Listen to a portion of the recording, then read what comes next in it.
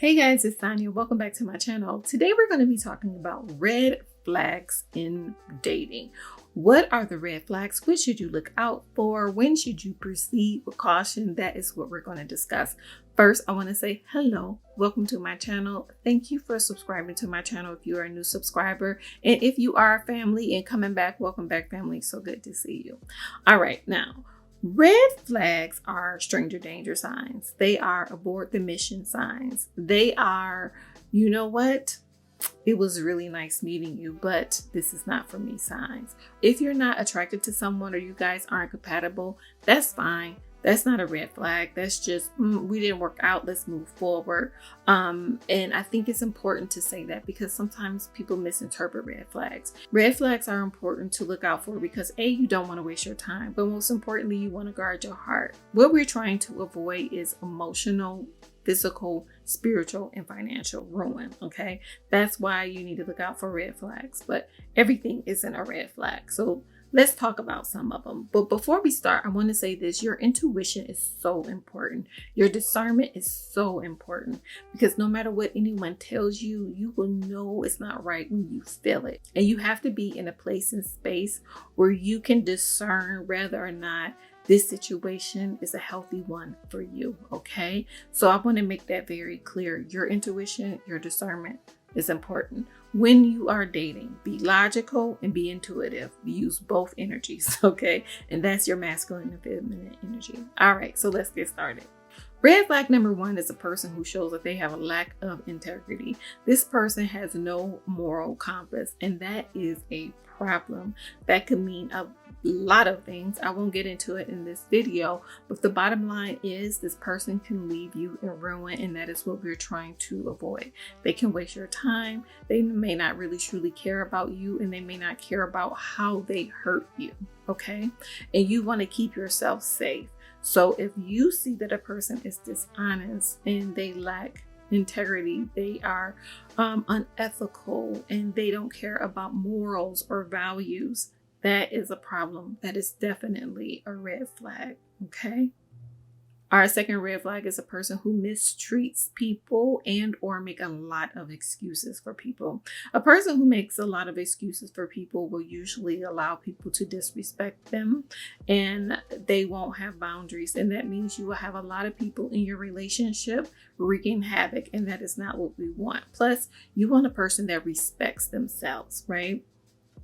And then a person who mistreats people may be kind to you in the moment, but they're giving you a glimpse of what is to come. One thing about manipulators is that they tell you what they're going to do. You just have to be patient, calm, and observant enough to know what is happening. And when they see that you are complacent with them mistreating people, they feel like you will also be okay with them mistreating you. It's a crazy mind game that's played. So when you see that someone doesn't know how to treat service staff, they don't know how to speak to them, they are disrespectful, that means they don't respect themselves, for one. That's for sure. And for two, they're not going to respect you in the future. So that is definitely a red flag. The third red flag is they move way too fast. And this feels uncomfortable for you. Again, intuition is important.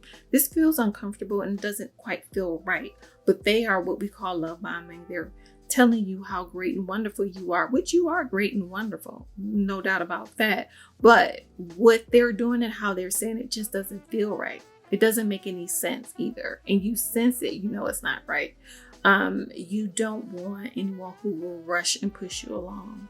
Number 4 is a person who doesn't take accountability. If you go on a date with this person and they're telling you about how everyone is wrong and everything was everyone else's fault, that is a red flag. A person who doesn't take accountability can't be wrong. That means they're not self-aware. That means they're not going to try to do better or be better. And they're going to show up however they show up. And you need to be okay with that. And you need to be accountable for them.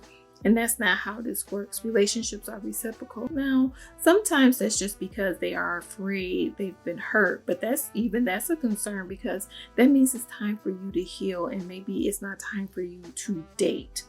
Okay.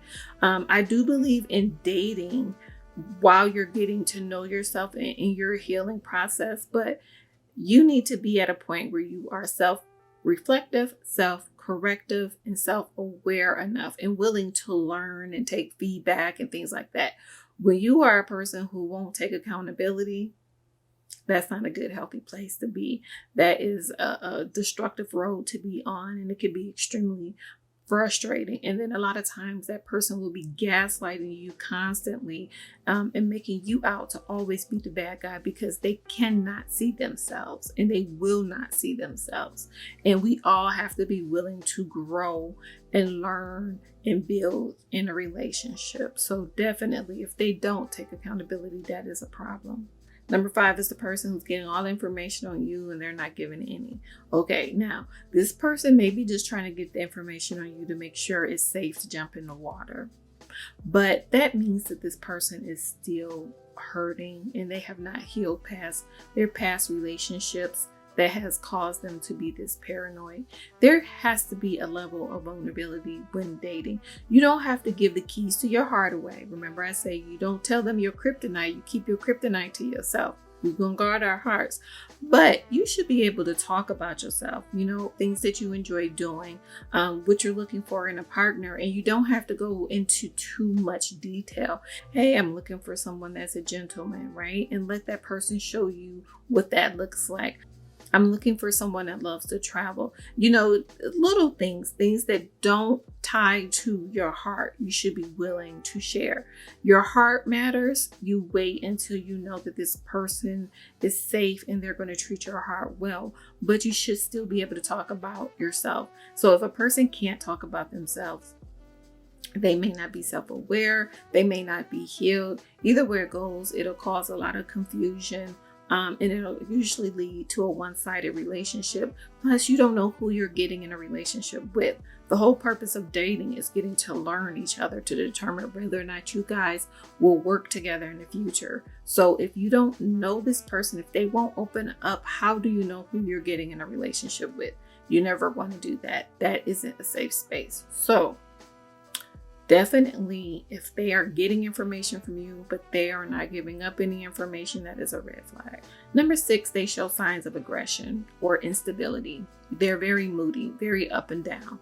You don't want that. That could lead to abuse down the road, and you don't want that, okay? Again, we're trying to be safe. We're trying to have healthy relationships. We don't want abusive, unstable relationships. So if a person is unstable, if they are extremely moody, whether they've been diagnosed or not, it's up to them to manage themselves. Remember, we all have to be self-aware, self-reflective, and self-corrective. And if they are not willing to do the work on themselves, they're not going to work on this relationship. So just remember that. Number 7, this person pushes your boundaries.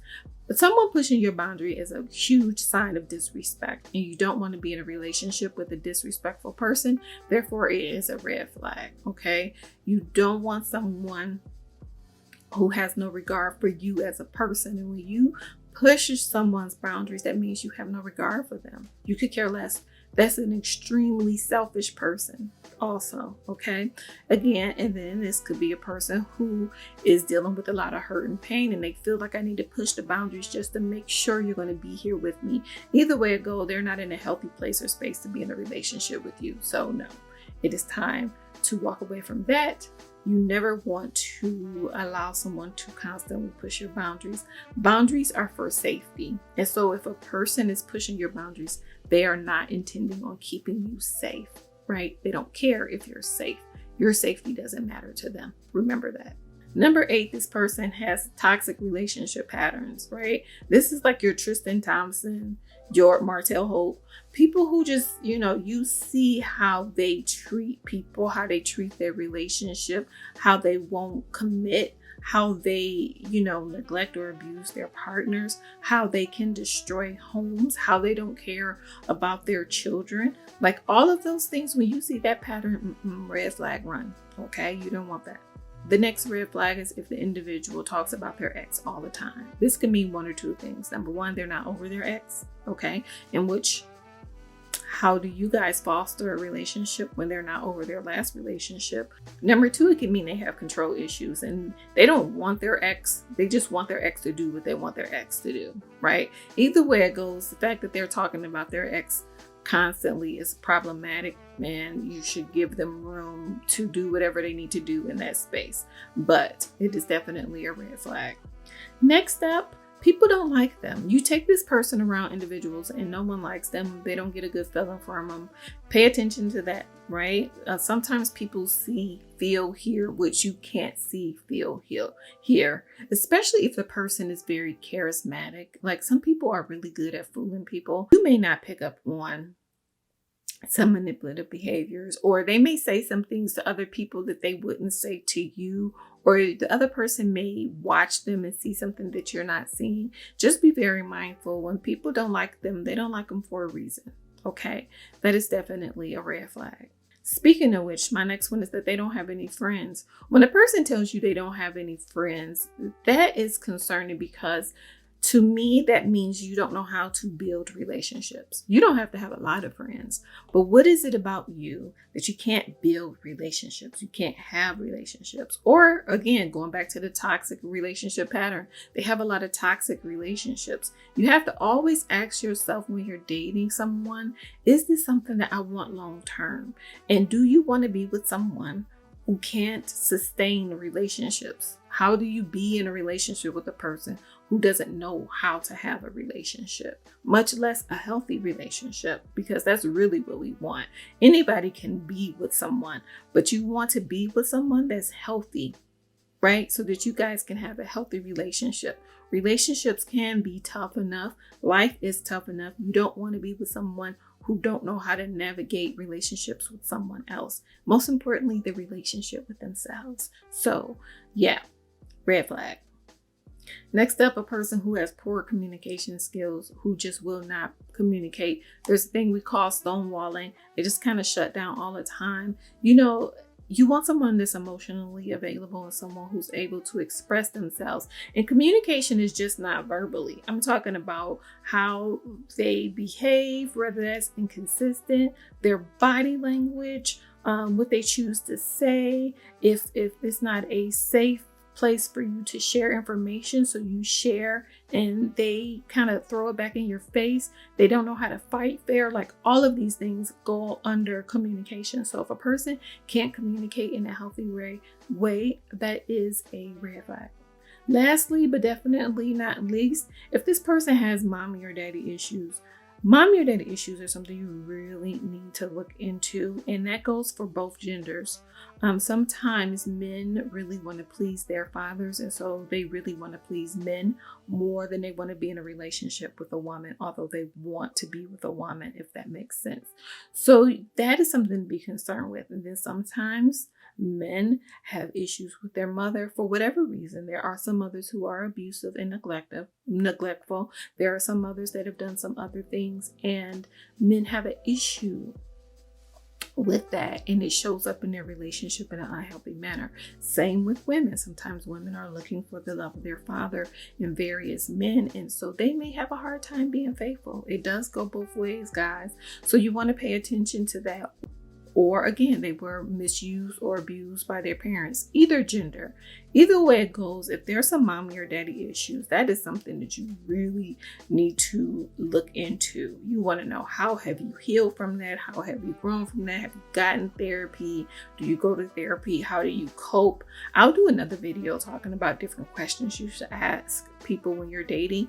But yeah, those kind of issues run pretty deep, and they can show up in a very negative way in a relationship, and you really want to be careful there, okay? So yes, mommy daddy issues are a red flag, especially if they have not sought any type of care, meaning therapy or coaching or self-care, because you can do work on your own if you are willing to. But if this person doesn't see the need to do so, that is definitely a red flag.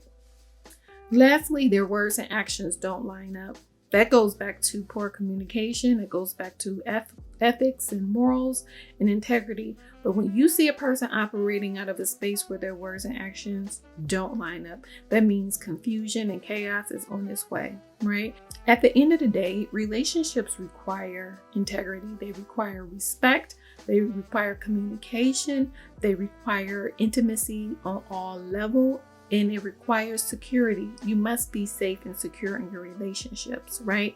And so if none of that is present, if this person is showing that they cannot do this in their day-to-day life, they're letting you know who they are. Okay, so those are red flags. But at the end of the day, you want to be safe and you want to have a healthy relationship. That is the goal, and you don't want to waste your time.